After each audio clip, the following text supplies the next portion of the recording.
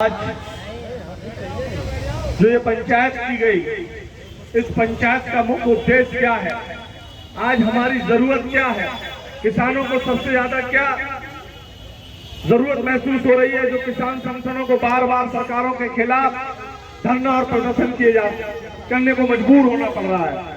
सबसे बड़ी बात मैं बताना चाहता हूं कि जिस तरीके से हम एक एमएलए को चुनते हैं, एक एमपी को चुनते हैं और जनप्रतिनिधियों को चुनकर अपनी समस्याओं की जिम्मेदारी उनको सौंपते हैं, हम सरकार बनाते हैं, सरकार में मुख्यमंत्री और प्रधानमंत्री को बनाते हैं जो हमारी समस्याओं के लिए लड़ते हैं, जो हमारी समस्याओं के समाधान के लिए काम करते हैं।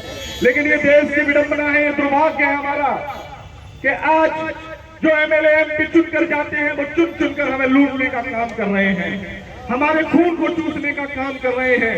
महंगाई दिन पर दिन बढ़ती जा रही है और किसानों की फसल का दाम दिन पर दिन गिरता जा रहा है। देश की आजादी से लेकर अब तक हर व्यक्ति की आय बढ़ गई 200%, किसानों की आय 19% बढ़ी है। जब सोना 200 रुपए तोला होता था और गेहूं 68 रुपए कुंटल होता था, तब कोई भी नौकरी करना पसंद नहीं करता था, हम खेती करना पसंद करते थे।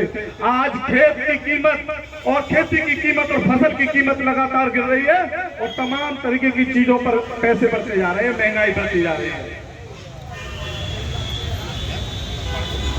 चाहे वो कीटनाशक दवाएं हो, खाद हो, तमाम जो भी सुविधाएं किसानों के लिए मुहैया कराई जाती हैं, उन सब पर महंगाई बढ़ती जा रही है और किसान की फसल का कोई रेट उनको वाजिब दामों पर नहीं मिल रहा। बैंक से हम लोन लेते हैं, बैंक से कर्ज लेते हैं फसल के लिए, फसल के कर्ज में हमारी भूमि को बंधक बना दिया जाता है और हम अपनी भूमि को बंधक बनाने के बाद उसको बेनामा भी अगर करेंगे तो पहले हमें जमीन को बेचना पड़ेगा और जमीन जब बिकेगी जब पहले बैंक का हम पैसा अदा कर देंगे।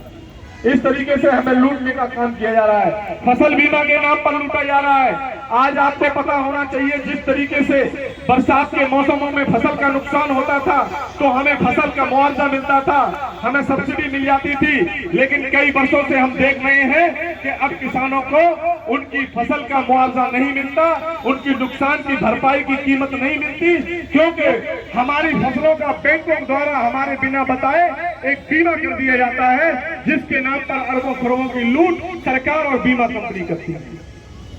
इस तरह की तमाम कुचक्र चलाए जा रहे हैं, किसानों को तोड़ने का काम किया जा रहा है, किसानों को मजबूर किया जा रहा है और किसान संगठन लगातार इस आवाज को सरकार तक पहुंचाने का काम कर रहे हैं। लेकिन चुनी हुई सरकारें हमें जातवाद में बांटकर, हमें धर्मवाद में बांटकर हमारे संघर्ष को कमजोर कर रही हैं, हमारे शोषण को मजबूती से करने का काम कर रही हैं।